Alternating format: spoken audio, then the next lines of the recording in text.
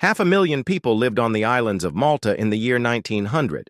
For context, today, there are 516,000 people living on Malta, which means in half a century the population has barely increased by 60,000 people. But despite this negligible population growth, Malta at the dawn of the 20th century was in the process of some massive changes that would eventually lead the islands to gain independence from their British rulers. In fact, this period is considered fundamental for the Malteser identity, setting the stage for their future economic, political, and social character. In 1900, Malta was very much a colony. It was hot, sunny, strategic, and of great value to the British Empire. Yet life for those living on the islands felt rather uneventful compared to other regions of the empire.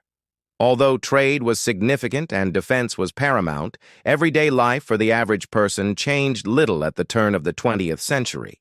The old colonial buildings were still standing. Traditional trades and crafts continued, and the pace of life was slow. The economy of the time revolved around three main sectors: agriculture, fishing, and the ever-important dockyards. Agriculture played a vital role in the Maltese economy in 1900, although on such a small island, the possibilities were limited. Wheat, barley, cotton, flax, fruit, and vegetables were cultivated, but the arid climate and limited arable land meant that large-scale farming was challenging. The terrain of Malta consists mostly of limestone formations, which made intensive farming practices difficult. Moreover, water scarcity posed a constant challenge requiring innovative solutions, like the construction of underground reservoirs known as kainas, to collect and store rainwater. Fishing was another cornerstone of the local economy, making use of the crystal-clear waters that surrounded the islands. Fishing boats would venture out to sea to catch a variety of fish species which were then sold fresh in local markets. The catch was not only for local consumption, but also served as a source of protein for the sailors in the Royal Navy bases scattered across the islands. However, it was the dockyards that truly stood as the backbone of the economy at the turn of the century. The Royal Navy dockyard in particular was a hive of activity. Ships of the British Empire came here to be repaired and refitted, providing jobs to thousands of Maltese men. They would work tirelessly, the sound of their hammers ringing across the harbor as they breathed new life into aging vessels. The presence of the dockyards not only brought in much-needed revenue, but also created a unique culture of its own. Sailors from far-off lands would mingle with the locals, bringing with them tales of adventure from distant shores. But beyond the economy, the social fabric of Malta was also rich and varied. Life for the average person in Malta was deeply influenced by the colonial reality of the time. At the start of the 20th century, Malta was primarily a British colony, and this reality shaped various aspects of daily life. The dominant language was English, used in government and education, reflecting the colonial power's influence. Traditional Maltese was relegated to a secondary status. Street names, government buildings, and schools bore the imprint of the British presence, serving as constant reminders of their colonial rule. Places like King George's Avenue or Victoria, originally named after Queen Victoria, were part of this landscape. The introduction of English law and the English legal system was another aspect of this legacy. The justice system was modeled after the British system, with judges and lawyers trained in English common law. This legal framework played a role in shaping the administration of justice in Malta. The architecture of Malta is a beautiful blend of Mediterranean charm and British influence. Many buildings, particularly government structures and churches, were constructed or redesigned during the British period. These buildings often displayed architectural elements characteristic of both Mediterranean design and British colonial aesthetics. One example is the Manoel Island Ditch Building, a structure that reflects this fusion of styles. Today, it serves as a reminder of the historical layers that have shaped the Maltese Islands. Despite the challenges, cultural life in Malta was not entirely overshadowed by the colonial context. Local festivals, religious celebrations, and traditional arts continued to thrive. For instance, The annual village feasts remained an integral part of Maltese life, showcasing a fusion of religious devotion and local pride. Each village had its feast day honoring a particular saint, and these celebrations included elaborate processions, traditional music, and food stalls. Meanwhile, traditional crafts such as lace-making, weaving, and pottery continued to be practiced, although the machinery was largely imported from Britain. Religious life also held significant importance in Maltese society. The Catholic Church had a strong presence, influencing various aspects of daily life.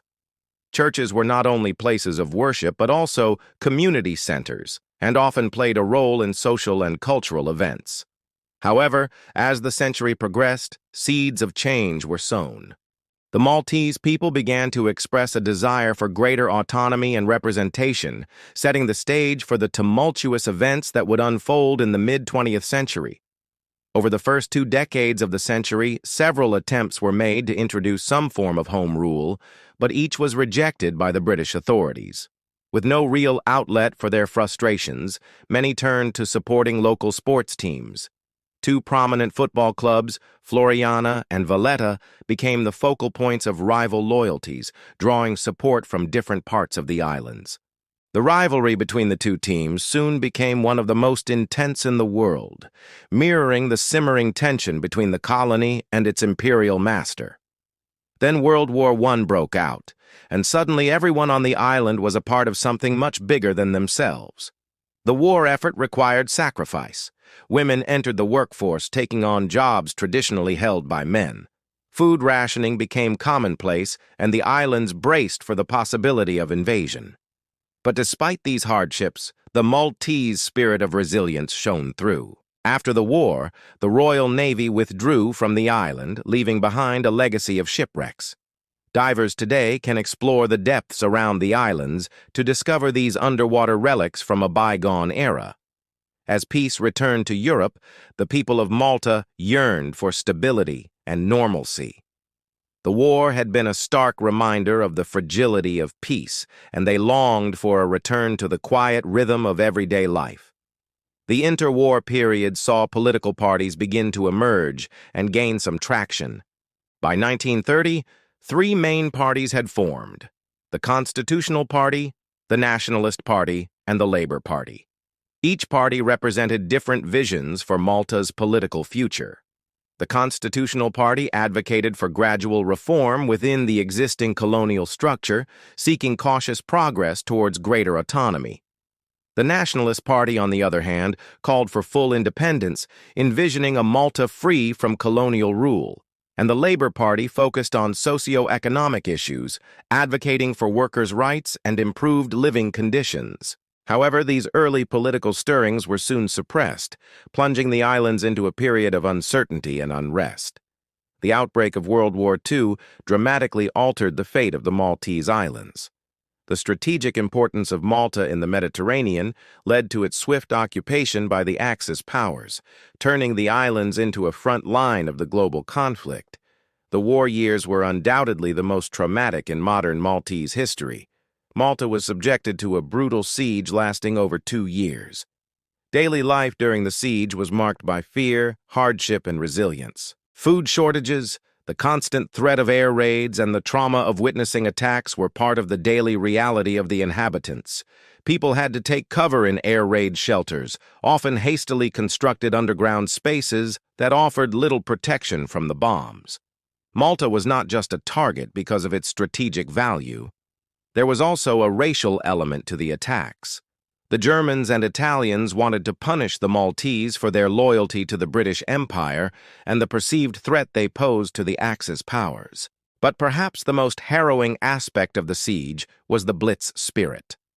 Amidst the bombings, the people of Malta exhibited extraordinary courage and resilience.